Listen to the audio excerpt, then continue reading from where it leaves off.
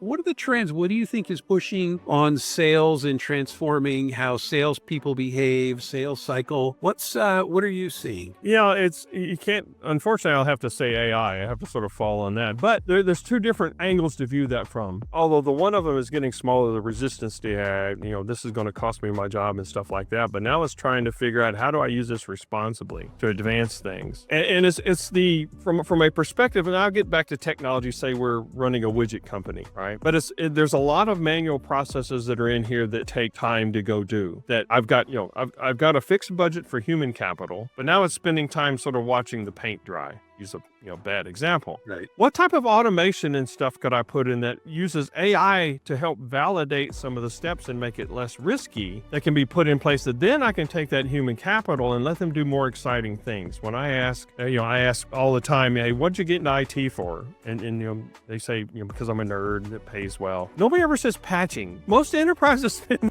the majority of their time trying to patch, and they don't do it well. Right. Right. So how can you sort of free up that time? The best, and this was going back to your previous question about success. I had a woman on a podcast. She was a CIO at a university that it had Tanium for about a year. And I put her on, and I did the original demo for them of here's what this can do. And then a year later, she's having to hold her staff back. Her staff at that point in time was just tired. They were overrun. They're patching. They couldn't do anything else cool. And then after a year, they were going to their door. Hey, can we do this now? They were excited. So this human capital piece of what technology can do on the back end, and things like from an automation to free up your time. We don't like to do routine things. We don't like to do the same thing over and over again. And I always want to try to do something new. So how do I tie that together? How do I get that message across? And she was a better salesman than anybody ever was of that, because she's telling the way it transformed their business. Right. That's an indicator of success that I can go share. I can be proud of at the end of the day, looking back, years from now. Yeah, I had some really good successes back in the day. But that's the way,